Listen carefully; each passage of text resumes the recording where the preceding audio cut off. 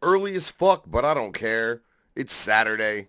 I'm just rolling my fat ass out of bed here on the East Coast. It's 2 o'clock. But we got a contract to finish going through. The Beard speaks now. Oh, come on, he's a miserable cocksucker fucking asshole. You hate him, admit it. What up, heads? It's me, Chuck Reeves, East Coast Beast host. Not nearly as dark outside as it would normally be when you see me make my YouTube appearance. But today I said, fuck it. Last night, got involved in having a decent evening, nice relaxation time, and I really did not want to interrupt it for this. But that's the good part of working for yourself. That's the good part of not having a boss, more or less. That you can decide not to do a show Friday and just do a show Saturday at 2 p.m. I got maintenance guys painting and banging downstairs. I got kids playing out in the living room. But I'm going to smoke my hash. And we're going to talk about this Hatchet House contract. I want to thank everybody who is tuned in. I know the viewership may be a little off. Hopefully, there's some people who get to be part of the live experience that don't normally get to be part of the live experience because of the time. I see Joe Wiggles. I see Stacia. I see Big Will. Salute to you, Will. We're going to have you on the show on Monday because once I'm done going through this contract and kind of buttoning this shit up, I have to immediately deep dive into cutting the 3 episodes into one cohesive thing that I can put out, if you heads understand that. And then soon, programming will be getting added to the Beard schedule very soon. Some more equipment's been ordered, and I will be streaming Fortnite probably several hours a day. Not here on the Replicon channel, probably not on the Chuck Reeves channel even. I think that there's going to be a Beard Gaming channel making its appearance very soon. I've been playing a decent amount of Fortnite. I've been talking about it on the show. I got my second win the other day. That's all we do around here is kill heads. I'm perennial top 5. Shouts to everybody I've been playing with. If you've got a PS4 gamer tag and you fucking rock Fortnite, email me that shit or message it to me on one of my social medias. And you may get an invite randomly to come join a game with us. Because the other night we had a dope room that was me, my boy Duddy from Black Fridays on 90.3 WRIU Kingston. He's another radio dude. My boy Justin. He was in the fucking game. And Mad Max was in the fucking game. Shit's fire. And it's definitely another way that I can, I don't know, maybe not even so much interview, but just podcast with artists from around the country. Because a lot of motherfuckers play PS4. The end of April, when I get my live streaming shit back. Let me see what's good. I think I got like maybe a month. Yeah, if I had to guess, I'd say in a month, my channel will be back up. And then we'll resume fairly regular, almost everyday things over there.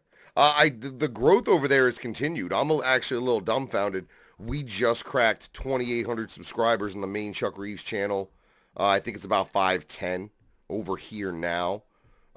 If you're not subbed to either channel, get subbed to fucking both. Quit playing yourself. Make sure you liking the video. Make sure you sharing it. But we in this piece. We in this piece. I'm going to close the door.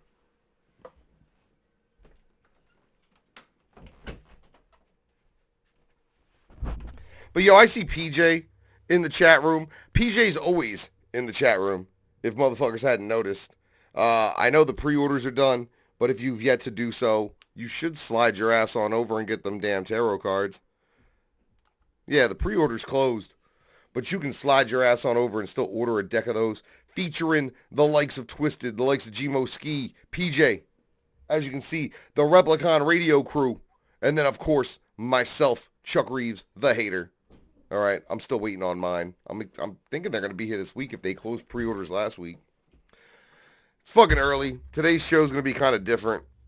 I'm not a daytime person. If you couldn't tell by my complexion, I'm not a daytime person. I'm a nighttime person. I'm a creeper. I'm a I'm a late night creeper with my pale complexion and my inability to be in the sun for more than, say, a few minutes at a time. But like I said, I'm not saying I put it off, but I kind of was putting it off this week. We still have the final 3 pages or 4 pages of this Psychopathic Records Hatchet House contract. And I just wanted to make sure we got to the rest of it. Little bit of review. If you weren't here for the last 3 of these wonderful episodes, these pages are not Twisted's contract. I want to fucking disclaim that shit again because I never once said that. I never once claimed that, and I don't want anybody to get it misconstrued. These documents are verified by me individually to be real. I'm not going to tell anybody whose they are. I'm also going to say I don't think they were ever signed. So they weren't legally binding in any case. But money aside, which we talked about the money stuff that was involved in this particular contract. But even if you toss that part out, the clauses and meat of this fucking legal agreement are very worrisome. And they're very much in line with a situation no one as an artist or a musician would want to be in. Let's see. Use of the words like forever in perpetuity when it comes to things like rights over your merchandise and things like that. Those are all bad things. But we're past all that now. We're to the area of the contract. Let me make sure I'm on my right page here.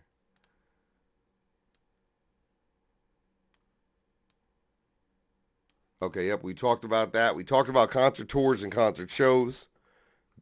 That's the money they get to keep. That's the money where it's all of it, which explains why motherfuckers stay on the road. If staying on the road makes you make more money, then I can see why motherfuckers would stay on the road. Let's see. Yep, we talked about that one. It assigns the exclusive right throughout the territory in perpetuity to use your everything against you, and you can't sue them, even if they fucking say something you didn't want them to say. The artist has full right and power and authority to enter this agreement. Let's see.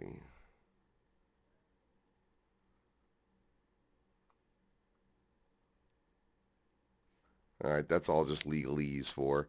The person who's signing the contract on behalf of the artist is legally capable of doing so. Oh, why did we go back a page?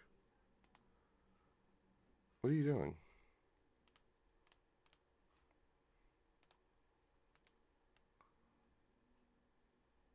All right. That's the page we were just on. Yep.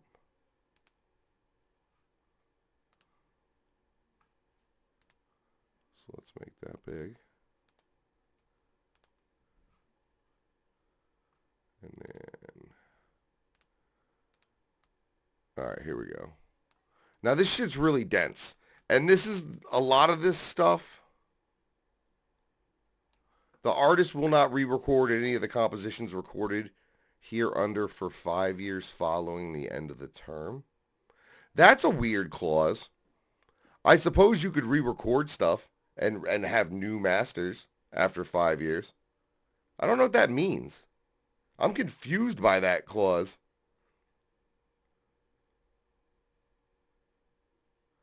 Artist is at least 18. This is all the stuff like you can work in this country.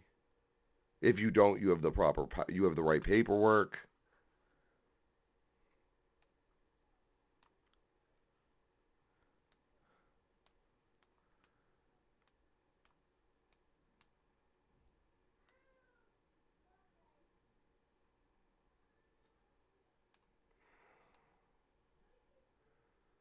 All notices shall come from the lawyer.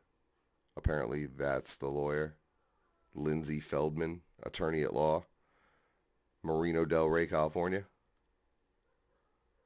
Let's see. Yeah, this is all legalese.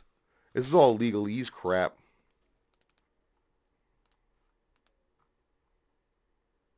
Let's see.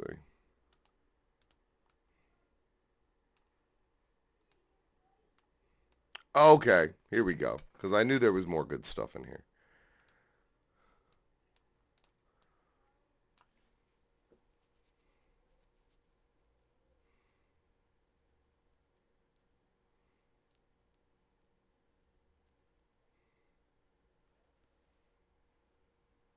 Wait, what?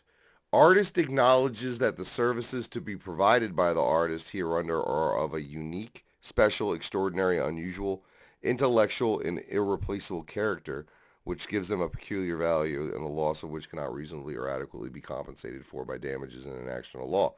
And that in the event of a breach of any of the material terms hereof, company shall be caused irreparable injury.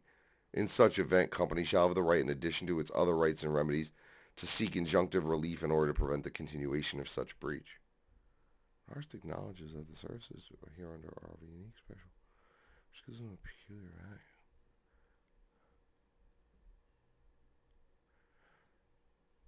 I think that says that you understand that you're one of a kind, and that if you leave the company, that the company will suffer irreparable harm, and in such the event the company has the right to sue you for that harm. That's fucking weird. Artist acknowledges. I don't understand what that fully means. Artist acknowledges, which means that whoever signed this contract acknowledges that the services to be provided by the artist hereunder, okay, yeah, so songs, fucking being whatever, are of a special, unique, extraordinary, unusual, intellectual, and irreplaceable, are of a, which gives them a peculiar value, the loss of which cannot reasonably or adequately be compensated for by damages.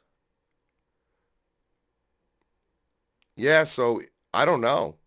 Like if you take away the character, you can get sued for leaving. That's what that says. I think that says you can get sued for leaving.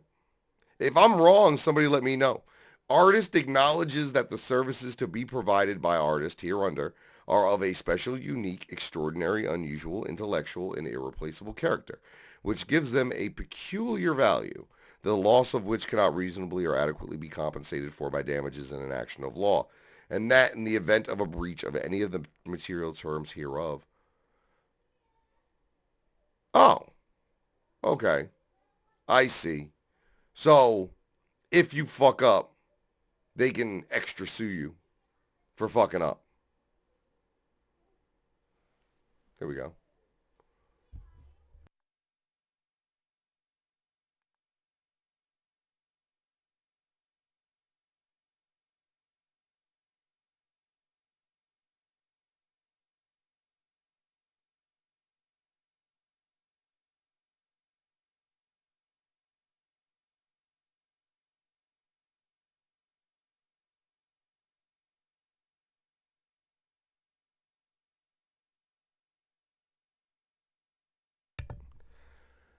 Yeah, so I can't, my eyes, see? My eyes, I can't see nothing. I'm not adjusting to all this light well. But what that said was, if you fuck up and you breach this contract in any way, they're going to double sue you. They can sue you twice.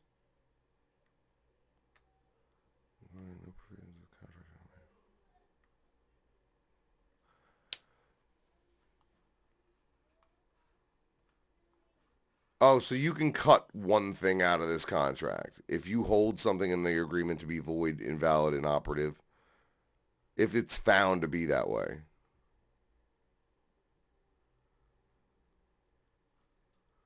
It cannot be amended without the artist and the company.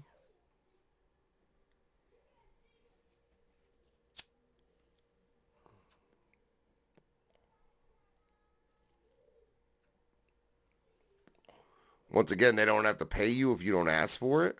Notwithstanding anything contrary, company will not be obliged to render statements or pay royalties to artists hereunder unless or until at least 90 days have elapsed since the company has received such statements and royalties as may be due in regards to merchandise masters and records. Company may from time to time adjust the dates upon which statements of accounts are based and rendered and royalties are paid hereunder conform to any distribution agreement or company agreement. So they can change when they pay you.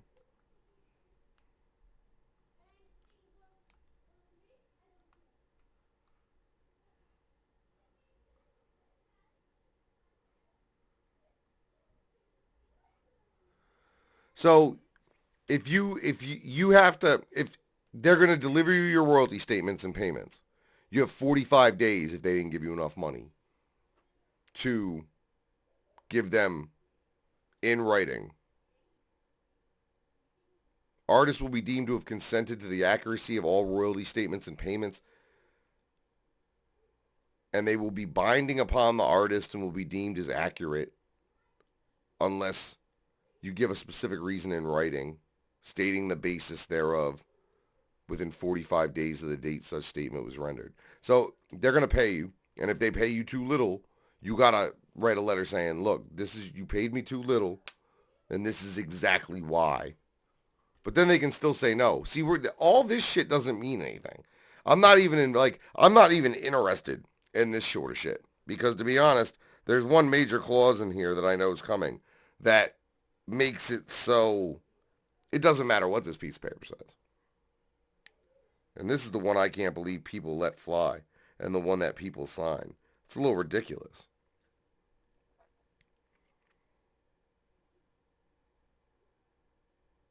Oh, here we go.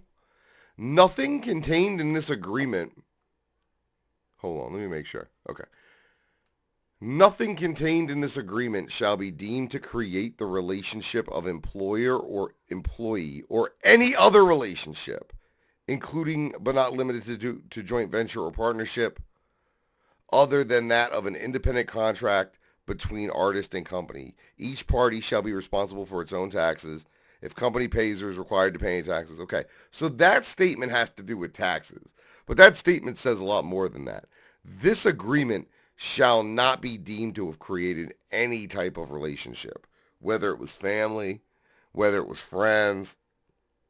This is literally a couple of dudes who got signed to a record label and got butt fucked in the process for the fact that they were there for 20 years.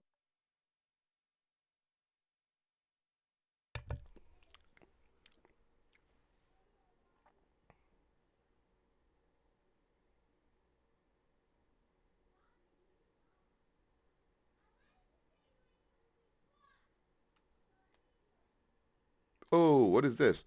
If, due to any labor controversy or adjustment thereof, or to any other causes not entirely within the company's control or which company could not by reasonable diligence have avoided, company and its distributors or record company are materially hampered in the recording, manufacture, distribution, or sale of records, or if the company's normal business operations become commercially impractical, company may suspend company's obligations hereunder. Such suspension will be in effect until written notice to artist, upon written notice to artist, and will last for the duration of any such contingency, failure, or unavailability. At company's election, a period of time equal to the duration of such suspension will be added to the end of the period.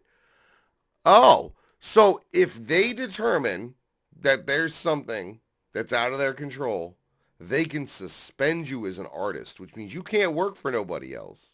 You can't record no new shit or put it out. All right? But you can't go nowhere either. And then they can just add that time to your deal at the end. That, what we call in the Navy, is forced re-enlistment. They did that during the war, where they were like, look, we can't let you leave. So we're going to suspend your contract, and you just work here.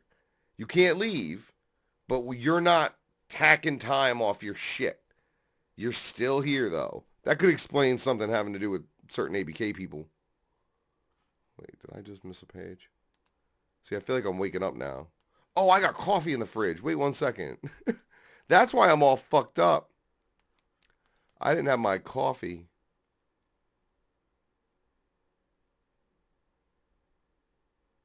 All right, yeah.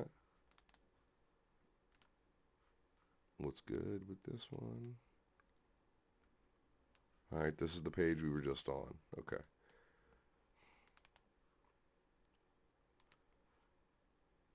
Oh, was that the last page?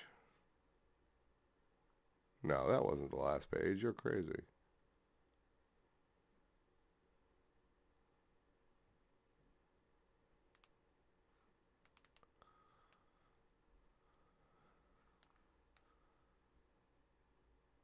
Wait 1 second.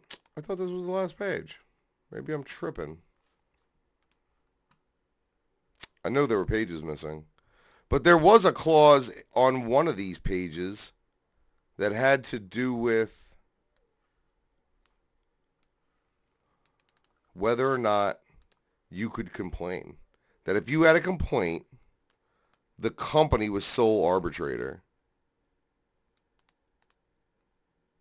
What is this, page 11? Is there a page 12? No, there is not a page 12. What happened to page 12? Well, whatever. Page 12 is missing. Anyway, I think I've made my point as far as this fucking contract shit goes. Everybody wants to give certain people shit for leaving or put the blame on certain people for not putting up with being in an abusive fucking employee-employer relationship. The fact that they own everything about them forever, all their names, everything, and they can use any of that forever, that kind of bothers me. The idea of forever always bothers me. I ain't even been on that long. Today might be a short show. I wish I would have actually looked through that fucking contract again before I went live and tried to make it 3 parts. I figured I could have gotten through it in 1 part. But the first part of that was probably the best. The rest of that's a lot of legalese. What do you heads got going on?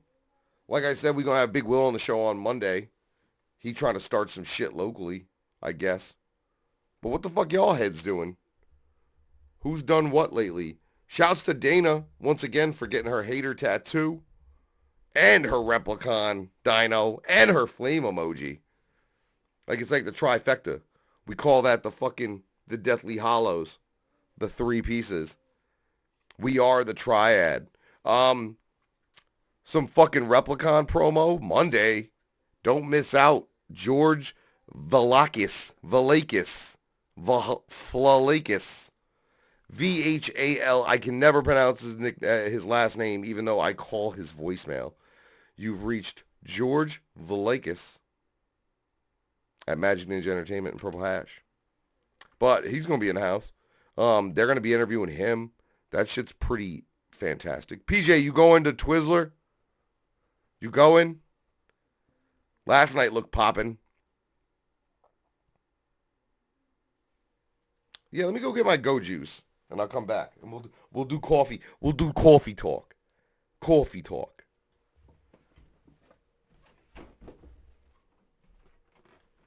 What's our cat? Coffee, and I forgot about it. I'm gonna drink it all.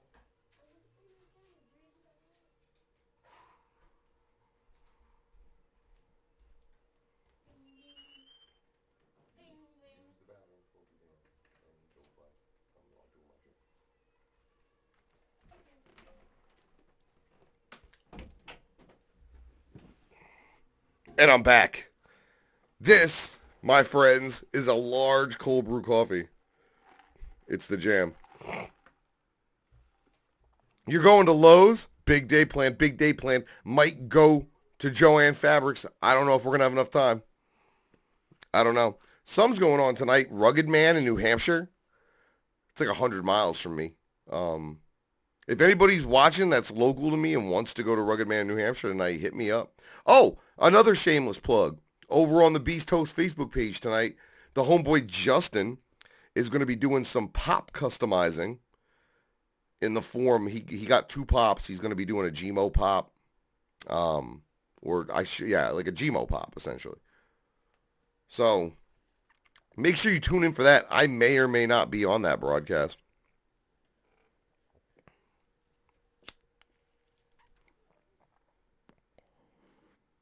Yeah, they're painting downstairs in my apartment building. And they must be using some of that Flint, Michigan lead-based paint. Because my whole apartment building fucking stinks like lighter fluid. It's disgusting. I smelled it and I was like, I know it's paint, but it smells like fucking lighter fluid. Which means they just literally bought the cheapest fucking paint full of fucking anthrax and lead and fucking bug poop. And they're going to paint the downstairs apartment with that. Yeah, I don't even want to talk about, like, I'm trying not to talk about things regarding Psy, their fucking shit fan base, or anybody over there. Maybe Blase got dumped again. Maybe Jay took her Obama phone. Who the fuck knows? Who knows? At this point, I no longer even care. I mean, it's funny still. It's still funny. But at some point, you can only kick the blind kid for so long. Like, it's not funny anymore. It's getting to be not even funny. I'm sad about it. Am I right to believe I heard no light right now on tour either? Is that what I heard? Are we not going to discuss the fact that Light hasn't dropped his record yet? Like, why hasn't Light dropped his record? And don't say that EP was a record, because it wasn't. And according with the contracts we've been talking about, that an EP don't count as a record towards your deal. So what's crackling? You know what I didn't see in that contract? Let's talk about what I didn't see. I didn't see the word family anyplace. And the word juggalo was only in that motherfucker one time in relation to the gathering of the juggalos. As a matter of fact, there's a clause in that contract that says that it's not supposed to forge any kind of relationship. Any kind. So, believe what you want about That's My Fam. Unfortunately, reality sucks. I feel like the kid who ruined Christmas. Like, I feel like the kid at school having to tell all the other kids, you know, Santa's not real. You feel me? Wicked clowns may never die, but Joe Bruce is certainly going to OD at some point.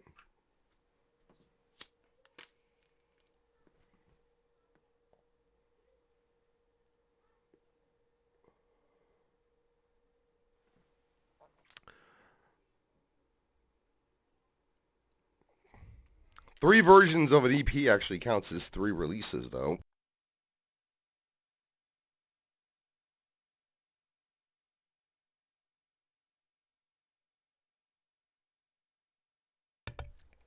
The release of multiple versions with different covers is you get unique UPC codes for each of them. Because at that point, they have to be marked by the color. So you get 3 UPC codes. No, I'm sorry. You keep the same UPC code. I'm dumb. That's how it works. You keep the same UPC code on all 3 records. So when a head goes and buys all 3, you get 3, like, sales. You feel me? Tupac did it. The RIAA, when you would release, like, a double album, which All Eyes on Me was a double disc album, or double tape if you're old like me and you had it on cassette. So every time he sold one under that UPC, it counted as 2. So All Eyes on Me hit platinum at 500,000 copies sold, which took no time. That was the fucking height of CD sales and record sales, the late 90s. Like, yo, I see dickhead fucking Crimson is still out and about, trying to bother people, trying to work. Yo, there's a dude local named Tony DeYoung who's a fucking dickhead asshole who's got a sex charge, and he was on Dr. Phil too under the same pretense. And here's the thing. Neither one of them are selling out the fucking Middle East and fucking Boston, but that fucking Danielle Bergoli Cash Me Outside girl is. The fact that you ain't even the best rapper to get made fun of on fucking Dr. Phil is hysterical.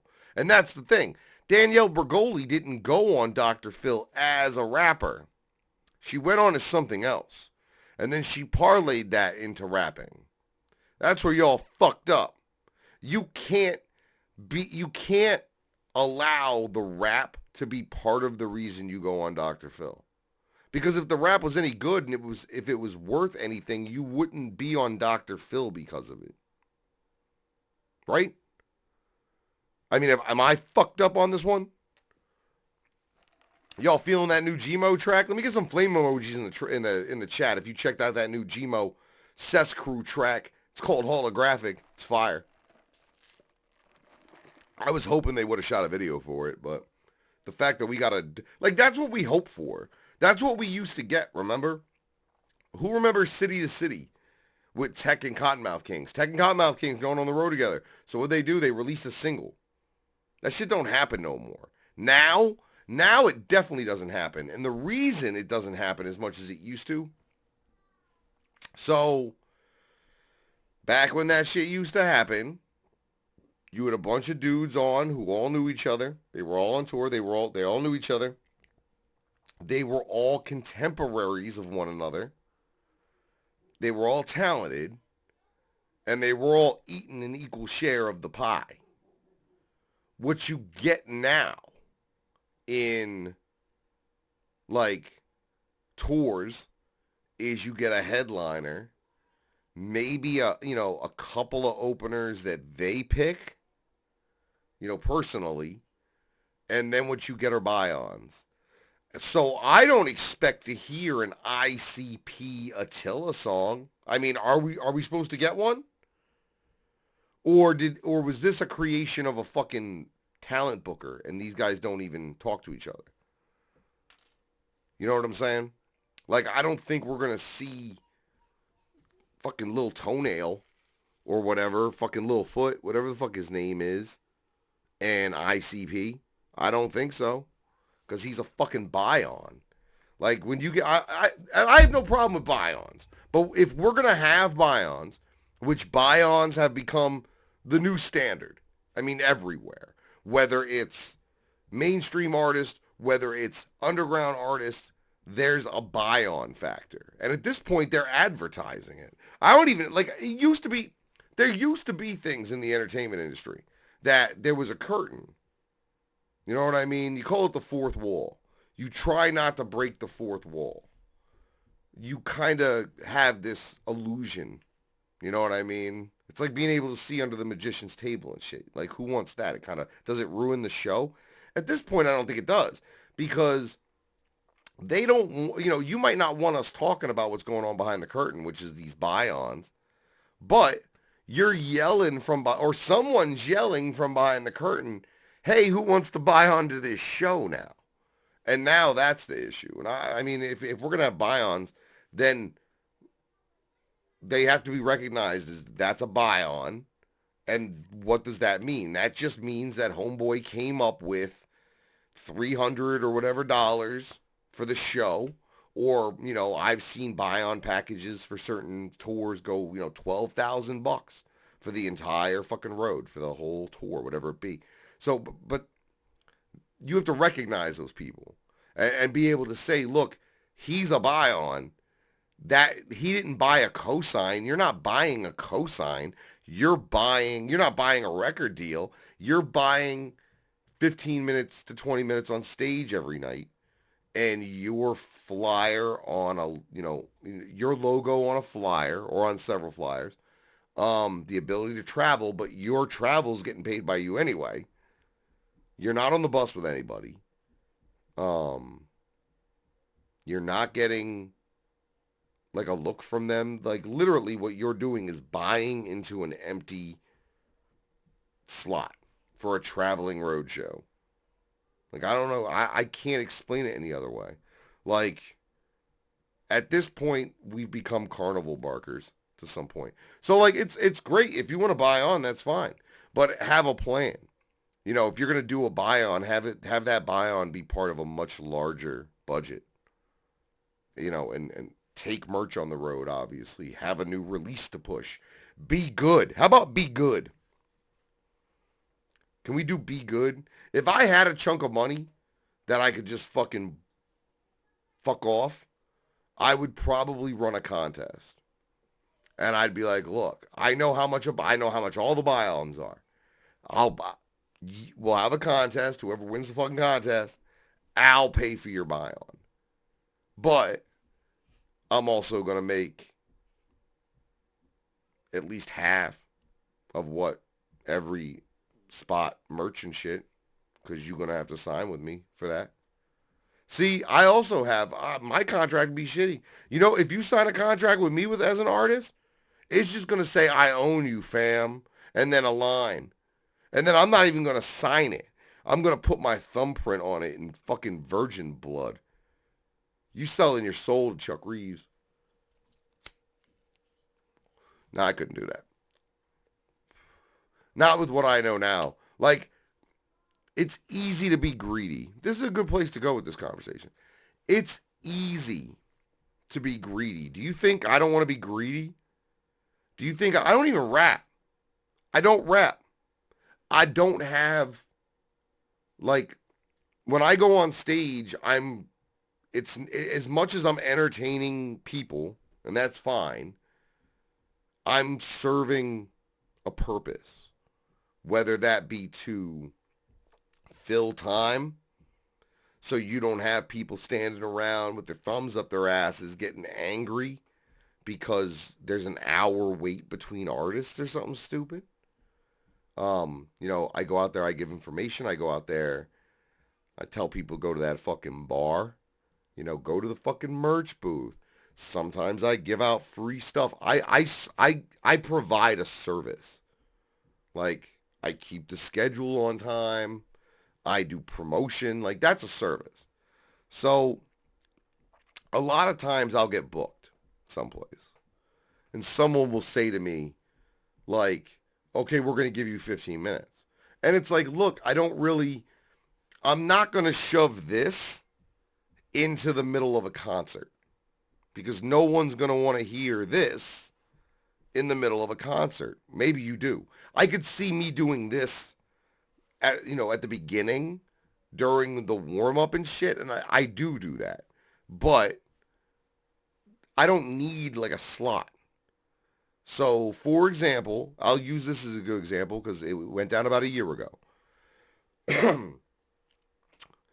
I got booked to host Freak Tasteless in Marietta, Georgia. Juggalo Weekend, 2017. If everybody remembers that show. That was before this, I think. Yeah. Hell yeah. This was before this show. I got booked to host Freak Tasteless in Marietta during Juggalo Weekend when the whole Lotus fiasco happened. So it's like, okay. Here's the rate. Here's my rate.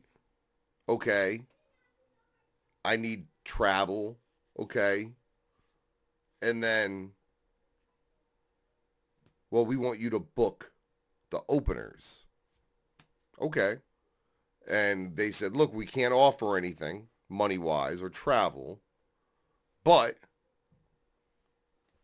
we can give them time. Okay, cool. So I reached out to people I thought were on the come up. And there were a few. And a couple turned it down, unfortunately. At the time, Swagtooth turned it down. I did reach out to them for that show, but they were getting money for shows at that point. So they said no, and I understood. Mad Max had to say no, unfortunately, but that was more due to the last minuteness of it and him not being able to get to Georgia. Understood. Mad Max is the dude. A lot of people did take advantage of it. I brought my homeboys Outland Camp from fucking Plymouth down there. I brought Fresh Baked and Problematic down there. I reached out to Axe. I had never even met those dudes. I had only seen them live and then was familiar with their work online, and I felt like they were part of the next wave. That's what I was trying to do, was book the next wave. I didn't get paid from any of them for getting them that show, and I didn't pay any of them to come to the show. But there are people in this business and in the underground that if M&E would have given them 6 slots on a show and said, book that, they would have went directly to Facebook and said, I have 6 slots for this show. They're $300 a piece. And I could have made another $2 to $3 grand on that show. I easily could have made $2 to $3 grand on that show at Marietta. But I didn't, because I wanted to provide opportunities to those that I felt had deserved it and had shown their worth through work and through their fan bases, not through I got 2 fans, but I got a decent job and I can pay $500 to get on the show. But I can't bring one person through the door. And I'm going to be forgettable. I don't want people on stages that are forgettable. Like, if you're only up there because you was able to scrounge up enough loot to do so, then you in the wrong business. Now, there are dudes who I know who will refuse to buy on. I'm not a huge buy on person. Like, I'll sell tickets, but that's because I have a fan base and I can sell tickets. See, but I don't have to do that anymore. That was back in the rap days. But I mean, notoriously, and I got huge respect for dudes like this, Stitchy C will not buy on. I've never heard of him buying on to something. It's been a few other dudes, and infinite respect to them, because they're just like, look, my product and my art is my buy on. And that's the way it is in certain places. But now, I mean, part of it is that the money's just not right for nobody. The money's all fucked up anyway. Money's all fucked up, like everybody. Everywhere, everybody's having money issues. So I can't even call a lot of it greed. What I can call it is ensuring the maximization of profits. Which I don't think I have a problem with. But if we're going to do that, then let's just do it. Let's not try to act like, let's try and not act like this dude didn't buy on or that dude didn't buy on. Like, and that's the thing, just because somebody bought on doesn't mean you should listen to them either. It doesn't mean you shouldn't, but it definitely doesn't mean you should. I see there's this dude on Twitter who I'm going to end up having to fucking not follow him anymore. Because he's such a over-the-top fucking Kool-Aid sucking Stanalo that, like, he was the fucking inspiration for my Instagram post. If you saw my last Instagram post of Stan with the fucking clown paint on, and it said, "Dear Twisted, I'm blowing up your live stream and you still ain't sorry." Like, if you're still on Twisted's comments, if you're still tweeting Twisted, if you're still talking about them like make up with ICP, or are you going to play The Gathering, or like any number of or you should say you're sorry to them, you're fucking stupid. I can't think anything else. And like literally this kid tweeted to them, how do you feel about people, the tweet was, what do you have to say to your fans that don't fuck with you right now, but still have love for you on a family level? I don't even understand the question. the question is kind of stupid because it's people like that, and it's the overselling of this family concept into something tangible to some of these fucking, like, you can't be your brain cannot be fucking fully developed if you're like, oh, they didn't go, I'm mad at them, but I still love them on a family. No, you either fuck with them or you don't. If you don't fuck with them, then you don't fuck with them. There's none of this like, I don't know, man. Like, I don't understand it. Because what do you call love on a family level? Did any of you motherfuckers cook twisted dinner? Has any of you dudes cooked twisted dinner?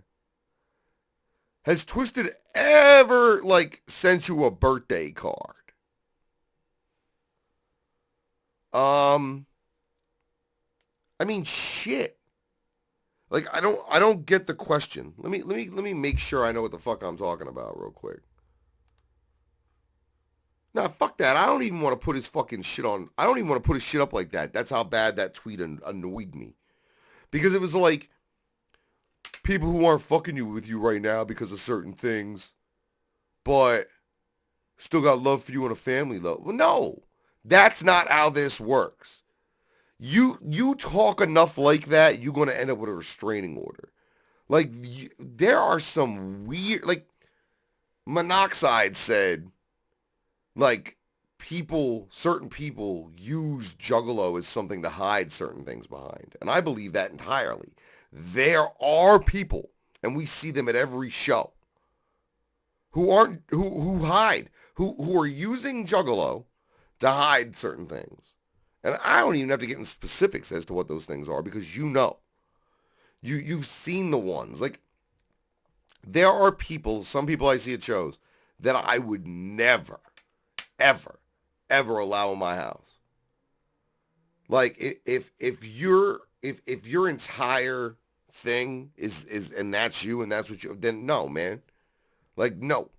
Being a Juggalo for me is part of a larger construct of a human being. If your entire construct as a human being is being a Juggalo, then you're hiding your actual construct behind that.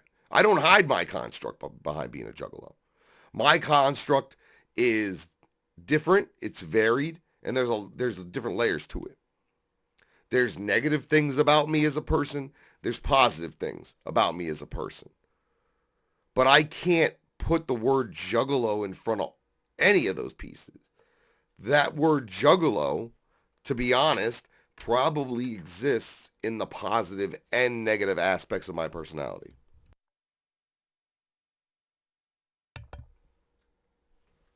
So anybody who's fully claiming, well, I'm a Juggalo, and that's all that there is about you, then I don't want to deal with you. You're not my type of people. Sorry. Like, there's always, the dudes. There's dudes, oh, I'm a Juggalo. You're a Juggalo, but all you do is steal from people. But you're gonna run around and say you're a Juggalo all the fucking time.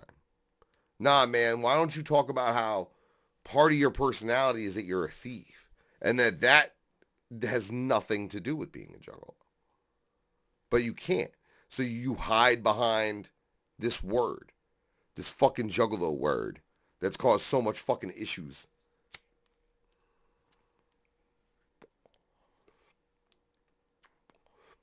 But yeah, like, the family thing went down like the fucking Tooth Fairy, fam.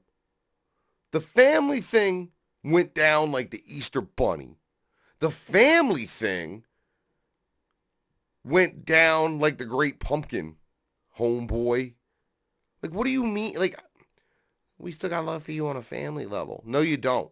If you're not supporting the product, if you're not going to shows, if you're talking shit about them or their artists on the internet, or if you're attacking them or their artists on the internet, or if you continually ask stupid as fuck, redundant questions like, are you playing The Gathering this summer?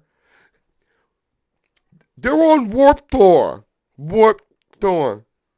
They announced Warped Tour 23 days ago. They are not playing The Gathering of the Juggalos 2018. So quit fucking asking. Go to warptour.com for tickets. Fuck is wrong with you heads? I shit you not. I unfortunately, as long as fucking Jamie and Paul live, they are gonna have to deal with fucking idiots, because there are people who are hiding their idiocy and their fucking slow, unintelligent, non-educated selves behind being a juggalo. And it's not cool. To the ones of, there's a bunch of us who are high-functioning individuals. High-functioning individuals. High-functioning individuals. Me being a stoner has nothing to do with being a juggalo.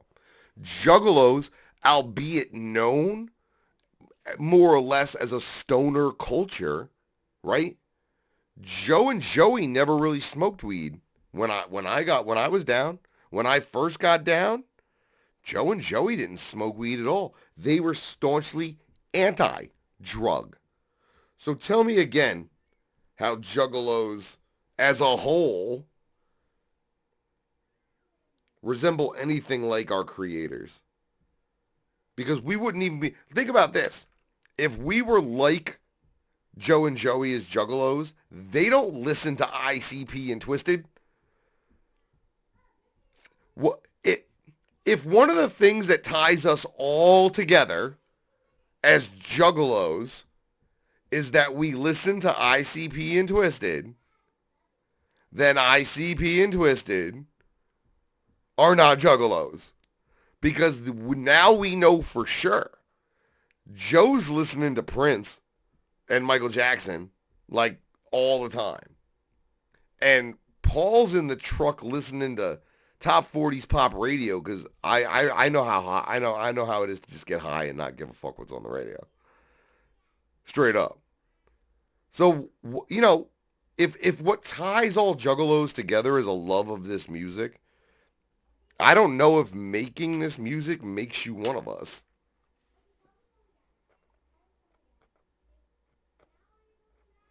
How's that for a fucking theory? If being a fan and living by the words portrayed in this music is the one thing that all juggalos are supposed to have in common, what about ICP and Twisted? Because I don't think making the music means that they were living by those words. We've seen that they're not.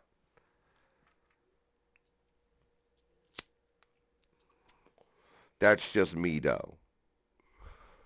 What time is it? We'll go 7 more minutes. How long have I been live? Because now I'm all confused. I went on at 2, right? Yeah. Yeah, I'll give you all about 10 more minutes. We'll kicks it. Any questions? I mean, I got shows coming up March. Do I have anything left this month? Nothing left this month. But next month, we got Raz April 10th. If you're in the Northeast region, make sure you hit me up about that. April 10th, Providence, Rhode Island, Raz Zakel's Gore's Truly Tour. Should be dope as fuck. And then 420, I got the Dabathon with Suicide Squad, Block McCloud, my boy Ari Chusitz. We're going to have dab giveaways. We're going to have edible giveaways. You got to be 21. But we taking advantage of them legal weed laws here in Massachusetts. And we going to get lifted. And I'm going to drink mad cold brew to keep my ass awake. When am I coming to Cleveland? I don't know. I'm looking at some stuff. There was some interest. Someone's trying to book me for like Halloween time. For Memphis, I think. Memphis. if we can get it done, because my birthday is the day before Halloween. So if you're pulling me out for my birthday, then there's something else got to happen. So we're working that out. There's that. I'm trying to get to a bunch of those warp dates. I'm in discussions with some folks now about being in the house, camered up, doing a lot of taping and a lot of broadcasting from these different Warp Tour locations with the street teams. That's the big thing in each one of these cities is I want to go out and I want to meet those regional street teamers and be, figure out what's good and hear their stories. I'm really into like the street team aspect and the local aspect. Local scenes are what keep this alive. I preach that shit all the fucking time. Local street teams, local scenes, they keep this shit alive. We can't be, like, Twisted can't be everywhere at once. ICP can't be everywhere at once.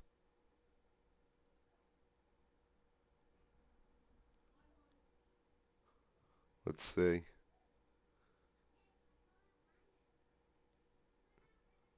Drink a gallon of pickle juice. Y'all are gross. Shasta MC's channel is full of overindulgent gluttony, but I like it. That's even better reason if you hate pickles. I'm going to do an edibles challenge one time. I told you what happened with the garlic, Shasta. My stomach, like, after like 2 weeks of eating garlic every day, my body was like, fam, you fucking up. And it became an issue. I got a little sick. I'm still a little sick. That's the other thing. All right, so I guess I could talk about this. I'm not healthy at the moment. I have issues. Like, I have health things. I don't talk about them. I just deal with them. The military, that process is bad for you. It's like jail. Being in the military, being in jail, very similar in the living situation and like what you eat. And even more so in the military because you're around more chemicals, you're around ammunition that may or may not be radioactive. And then in the Navy especially, I don't know about the other services, but Navy doctors in particular are fucking awful. I saw an ad once, like a Navy recruitment ad, and it had a chick in like a doctor's thing, and she's like, oh, before I operated in the civilian world, I practiced here. And she was standing out in front of San Diego Medical Center on base, the Navy Medical Center there, which is like top of the line Navy medicine, right? And when she said, I practice here, I fucking wanted to throw something at my TV. I got appendicitis. Well, first of all, anything that's wrong with you, they're going to just try to give you painkillers and be like, work through it. And like not take care of the underlying problem. But sometimes something real bad is going to happen. So I was throwing up black one day. And Doc was like, you have to go to May Medical and get checked out because your appendix could be burst. So I go and I have appendicitis. First of all, my ship didn't believe that I was being admitted. So they listed me as like AWOL. And then I was later arrested at the hospital. But then, it was immediately cleared up. But that's the type of fucking place this is where they're like, oh, Chuck just went home. He didn't really go to the doctor. Write him up as AWOL, have the MPs go arrest him. And while I'm coming out of surgery, they put me under arrest. But nonetheless, so I go in for surgery, whatever, come out. I got way more cuts in me than I'm supposed to have. I have like 3 large closed incisions on both sides of my abdomen. For a fucking appendix, right? Which was supposed to be a laparoscopic procedure. So, okay, cool. A couple years go by. My son's born. When my son was maybe 3 or 4, I went to pick him up, and I felt my abdomen tear. Like, I felt it. Probably one of the most intense pains I've ever had. And I went to the emergency room because I'm all bulged out, and I had torn a hole in my abdomen. So hernia, whatever, but they were like, the reason this happened is we never, or the doctors the first time never sewed you up right on the inside and then never warned you about it. They just left these cuts in your abdomen wall. And over time, and you doing stuff, and you know, they force you to do sit-ups and shit. Like, you have to go and work out as part of a group, and they're like, all right, everybody on their back, do sit-ups. So they're forcing me to do exercises, and I don't know that I got these holes in my fucking abdomen wall. And after enough years, fucking everything just went. So they sewed me up. I have Kevlar mesh now. A large portion of the inside of my abdomen is Kevlar mesh. Kevlar is the material that they layer. It's like a plastic to make bulletproof vests. So for a minute, my nickname on board the ship was Bulletproof Gut, which I might actually still employ. Feel that? All right, there you go. Feel free that when referring to Chuck Reeves, the East Coast Beast host, now another good name for me is Bulletproof Gut. So I got these, right? So I have pain and certain range of motion issues. Like, I can't really do anything where I have to twist at the middle. If I twist real hard in the middle, both my sides will immediately just cramp. Like, it happens a lot at shows. I'll be on fucking stage and I'll get mad hype about something and I'll like maybe twist weird and I'll get just a cramp my entire, from my under my armpit all the way down to my hip. And when it happens, all I can do is like, that's all I can do. I can barely breathe. And I just gotta like wait it out. And it could last a couple of seconds. It could last a couple of minutes. And then after that, I have to be extra careful until it completely goes away. Because at any point, I can re-trigger that fucker. So that's part of my VA thing. Part of my Veterans Administration disability is regards to that. I have gut issues. I'll just put it that way. And they flare. And I've been flaring because I'm an old dude and I don't know how to eat right. I need to eat right. I need to go vegan or something. I don't know. I really don't, but I've been having some gastrointestinal problems that I'm not going to describe. Brown talk. I'm not going to describe my poops to you, but I've been having some issues that I have to attest to. Just like they fucking, from what the doctors told me when they did the second surgery, when they put my mesh in there, they were like, we don't really know what they did when they went in there. And I was like, what do you mean? And he's like, well, they removed your appendix because they had to. And like, that's what they were there for. I was like, okay. And then he was like, yeah, but you got those cuts, like you have 3 cuts on the far end. Like your fucking appendix is here. Like these 2 cuts are what should have taken care of that. But in the surgery record, all that was written was exploratory on the rest. So what he said was, so they made the 2 cuts to get your appendix out. But what they had was a bunch of students. So they were like, oh, let's use this guy as, and let them poke around in there. So they rearranged some stuff, I guess. I don't know. But I've been told that as I advance in life, like my end of life, like I might have stomach problems, like major ones. Just because motherfuckers were in there. Let's play Operation with fucking Chuck Reeves. I'm not into it. I don't go to doctors now. That's why I won't go to a doctor now. Then, fucking, you want to put a fucking exclamation point on this. This is great, but then again, it's not. So I have mesh in my abdomen. Fine and dandy. Except all the problems that it's caused me.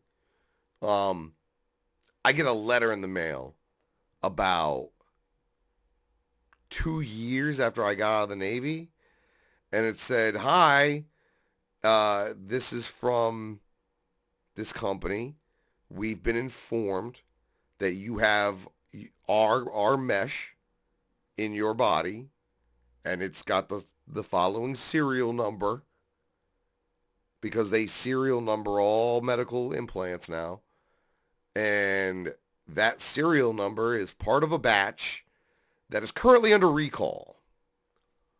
So I'm reading this and I'm like, so the thing that they put in my body is under recall by the company, because the way this shit works is it's a tiny thing and they slide it in and then they open it with a tool like an umbrella and the mesh opens. And that's how it goes. That's why they don't have to make a bigger hole. They slide it in small and then it folds open into a piece of mesh, and then they secure it to the inside of your abdomen wall.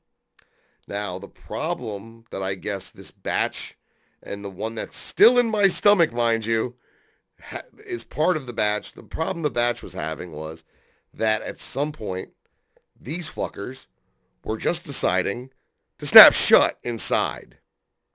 And if that happens, you have like minutes to whatever. Like, you could be, like, I could go, like, I have to tell everybody I spend any amount of time with, like, look, if I ever just go down, I have these things. They have to be made aware, because at any point, if I just go down, it could have been that. And they have minutes, or I'm dead. So I have these things. And so I got this letter, and I go to the VA, and I'm like, yo, so I got this letter. What's the deal? Oh, well, we can't really, like, go in there and take it out, because at this point, it has scar tissue all around it. It's like a piece of my body now. And they're like, it's way harder to take it out than it was to put it in. So what we do is you just keep it in, and then if it fails, we'll deal with it. Okay, cool. So a large portion of my stomach is under factory recall, homie. That's why I got Murphy head. That's why I got RoboCop hairline, because parts of my body are under fucking recall by the U.S. government. So, mind you, I got this letter after I got out of the Navy. I got the surgery maybe 18 months to 2 years before I got out. That was part of the reason. That was ultimately part of the reason why I got out.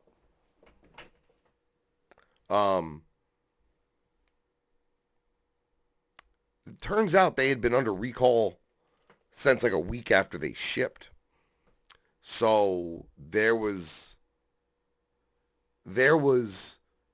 a notice already out that said not to use these when they used them.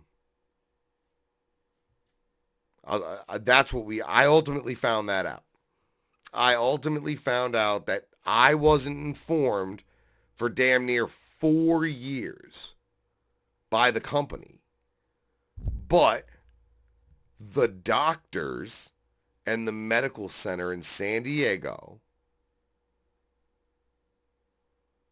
were informed before they did the surgery. They knew. It's not like they were like, oh, let's fuck him up. But what it was a bunch of students who don't know what the fuck they're doing. So when I see a commercial and a doctor's like, oh, before that, I practiced here. Yay, practice, motherfucker, because we're expendable as fuck when you're in the military. So that shit pissed me off. And then what happened to my son? My son, too. My son, when he was an infant, my son was born at San Diego Naval Medical Center, Balboa. between like 2 weeks old and 4 weeks old, he lost damn near half his birth weight. Some crazy shit.